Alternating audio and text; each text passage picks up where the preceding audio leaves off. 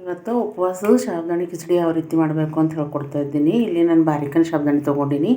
2 ಗಂಟೆ ನೀರು 2 ಸರ್ತಿ ಚೆನ್ನಾಗಿ ತೊಳ್ಕೊಂಡು 2 ಗಂಟೆ ನೀರಿನಲ್ಲಿ ತೋಯಿಸಿಟ್ಟಿನಿ. ಸಾಬುದಾಣಿ ನಮ್ದು ಎಷ್ಟು ಹಾಕ್ತೀವಲ್ಲ ಅದ್ರ 1 ಇಂಚ್ ಅಷ್ಟು ನೀರು ಮ್ಯಾಕಿರಬೇಕು. ಈ ಥರ ಮೆತ್ತಗೆ ಚೆನ್ನಾಗಿ ಬರ್ತವೆ ನೋಡಿ. ಇಲ್ಲಿ ಚೆನ್ನಾಗಿ ನೆಂದಿವೆ. ಆಮೇಲೆ ಇಲ್ಲಿ ಮೆಣಸಿನ್ಕಾಯಿ ನಿಮ್ಗೆ ಎಷ್ಟು ಖಾರ ಬೇಕೋ ಅಷ್ಟು ಮೆಣಸಿನ್ಕಾಯಿ ತೊಗೋಬೇಕು. ಇಲ್ಲಿ ಕೊತ್ತಂಬರಿ, ಇಲ್ಲಿ ಜೀರಿಗೆ 1 ಟೀ ಸ್ಪೂನು. ಆಮೇಲೆ ಇಲ್ಲಿ ಶೇಂಗಾ ಹುರ್ಕೊಂಡು ಮೇಲಿಂದೆಲ್ಲ ಸಿಪ್ಪೆ ತೆಗೆದು ತರಿ ಮಾಡಿ ಇಟ್ಕೊಂಡಿನಿ. ಈ ಥರ ಮಾಡಬೇಕು. ಆಮೇಲೆ ಶೇಂಗಾ ಇಷ್ಟು ಇಂಗ್ರೀಡಿಯೆಂಟ್ಸ್.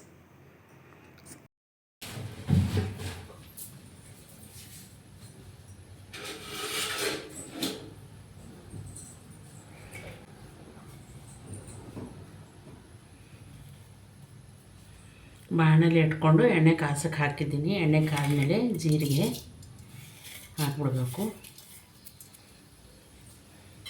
ಆಮೇಲೆ ಶೇಂಗಾ,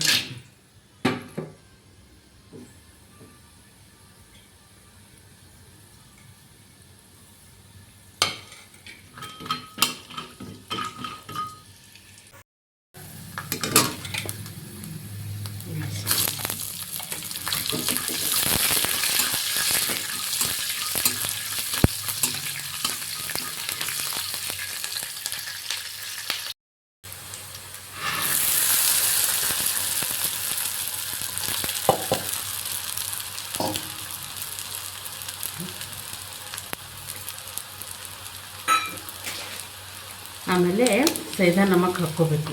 ರತ್ತಿನ ಸಲ ಮಾಡ್ತಾಯಿದ್ದೇವಲ್ಲ, ಟಾಟಾ ಸಾಲ್ಟ್ ಹಾಕ್ಕೋಬಾರ್ದು. ಸೈದಾ ನಮಕ್ ಅನ್ಸಿರ್ತದೆ ಅದನ್ನು ಹಾಕ್ಕೋಬೇಕು.